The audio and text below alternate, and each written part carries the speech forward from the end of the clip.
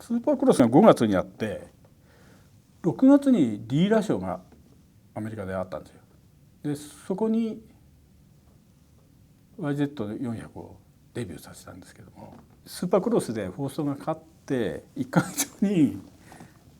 YZ が出たもんで、もう新聞なんかもサイクルニュースだったから、あれの一面にこうドーンと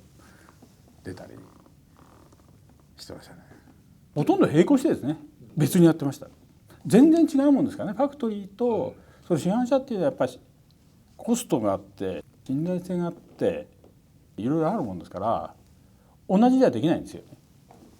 開発部から逆提案で面白いものが開発できそうなんだけどやらないっつって、何もプリも何もやってなくて本当にできるかどうかわからない状態でとりあえず第2点に乗っけてもらったんですけども、オールニューで逆提案でやるっていうのはないですね。僕モトクロスやったのだってこの機種が初めてですもんねまあ面白そうだなと、まあ最悪なら辞表すりゃいいじゃんといいじゃんそれでと、やってみようよって面白いしと。こちらは結構トゥーストの YZ に勝てる戦闘力っていう話をしてたんですけど、周りの人は信用してなかったと思います。特にはですね、モトクロスをよく知ってる人はほとんど信用してなかったですね。デナシオンがありますよね、モトクロス。そうすると何が一番速いかっていうと、みんなツーストの250が今のところ最速だもんで、250に勝てりゃ世界最速になるよねっていうことで、当時アメリカでは YZ250 がマシン・オブ・ザ・イヤーになってて、それに勝てりゃいいじゃんっていうことで、だからいつも比較はツーストの YZ250 との比較でやってました。開発日程が非常に厳しかったもんですから、例えば車体で言ったらもうできるだけ YZ の辛辣なパーツを使うということで、極端な言い方するとフレームとタンクとシートとリアフェンダーを変えたぐらいで、あとはほとんど車体は共通で使わないと、とても短期間では全部開発するってのはできなかったもんですから、今のトゥーストのエンジンの代わりにフォーストを積めば極端に言うとそのまま走れるような格好で、少人数でそれだけやろうと思うともうできるだけ共有するとか共用するということで、エンジンだけは集中してエンジンに集中してやるというような格好でだからエンジンもかなり小さく、うちでいう TTR250 よりも小さい 400cc のエンジン、アメリカも逆提案でこういうの作りたいんだけどいいよね買ってくれるよねっていう感じだったんで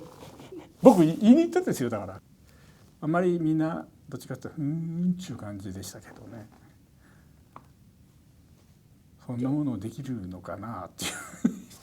ですから何を一番最初にやったかっていうと、プロともしかも仕上がってなくてもいいからもう持ってって早く判断しようと、これでポテンシャルないって言われたら日程を1年遅れにするつもりですぐ持ってったんですよ。アメリカのいろんなところで乗りましたね。ピーター・ハンセルも来てもらって当時その LACR だけのテストのつもりで一応来てもらって乗ってもらったんですけども、結構彼一番印象的だったのはヘルメット飛んで本当目を大きくかけてサプライズって言ったのが非常に印象に残ります。で彼はその LACR だけテストして帰る予定だったのをその後のテストもキャンセルしてずっと付き合ってくれた。いろんな人に本当にテスティングの中でももうかなりお年の方にも乗ってもらったんですけど、一番言われたのは Easy to Control って言われたんですよ。でラップタイムも測ったんですけど、ラップタイムはも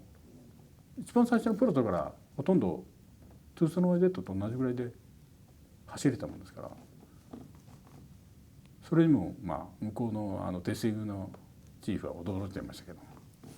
現地での責任者でやってくれて、で彼が本当に帰る時にサプライズって言ってくれて好きなことでさせてもらってありがとうっていう感じですけど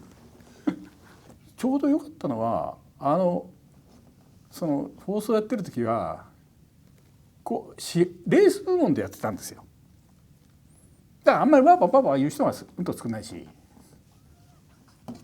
すごいある意味じゃ好き勝手できてやりやすかったっていうかね、このプロジェクトっていうのはやっぱ開発部から逆提案でやらないと絶対にできないと思うんですよ。上から来てこういうのやってくれって言われてもなの最後検討してやっぱできませんとなっちゃうんだけど、こっちからやるって言ったからやっぱこういう自由にできるっていうのチャレンジできるっていうのがあれだと思うんですけどね。